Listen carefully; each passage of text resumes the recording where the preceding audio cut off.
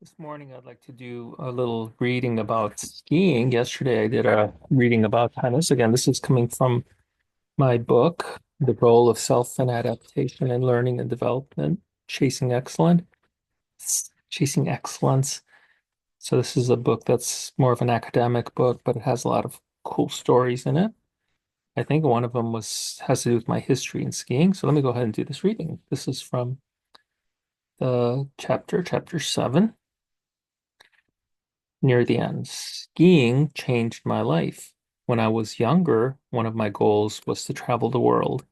Indeed, one day I was with a career counselor at San Diego State University when my counselor asked me what I would like to do with my life. He said that I should visualize the ideal job I desire, not worrying if it's possible or not, and then use that image to shape my career path. The idea was to find a career that most closely approximates my vision. I think I had done a good job living out my vision, as my career does allow me to travel to conferences and other meetings in some very beautiful places.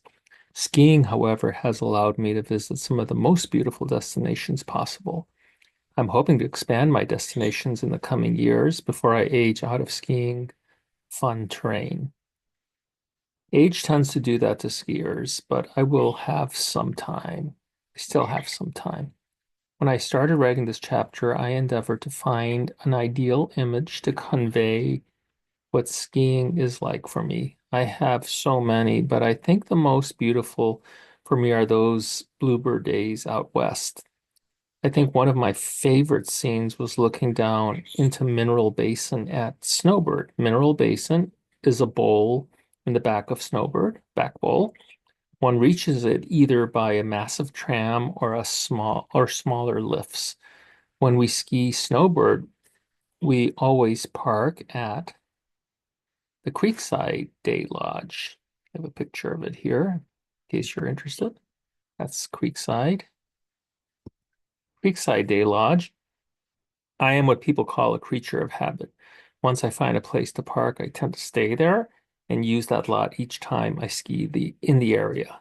Taking the Gadzoom lift and then the Little Cloud lift, one reaches the summit.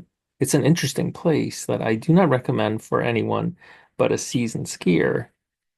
It can be quite windy up there, up top, and there isn't a lot of room to hang out and sightsee. Indeed, when crowded, it can be quite intimidating, especially if one fears heights.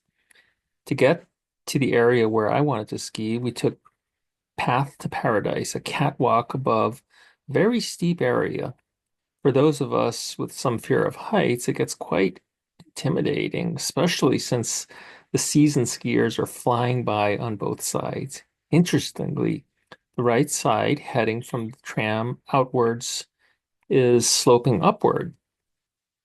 Thus, if people want to pass a slower traveler, they do it at an angle.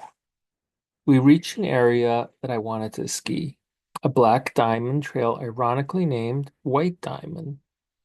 It was steep, but was far steeper terrain around. Yet, before sliding down, I took a moment to survey the surroundings. The snow was beautiful and I could see for miles. The sky was a deep blue that I find hard to visualize at the moment as I'm writing this chapter. It was a weekday in April and less crowded than other times of the year. For one moment, I was lost in the oceanic feeling. I didn't fear the run, as I generally don't fear skiing down steep terrain. Thus, my mind was free to release all possible thoughts, negative and positive.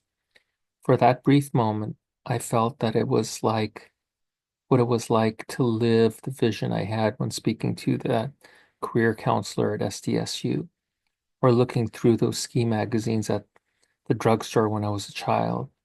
Fleeting as it may have been, and 3 years removed from where I am now as a skier, I felt that I was where I belonged. I am the mountain where it is in me all the time. Thank you. Just wanted to read that for you. Please subscribe to my channel. If you're interested in this kind of contact and content or any other content that I provide. Thank you.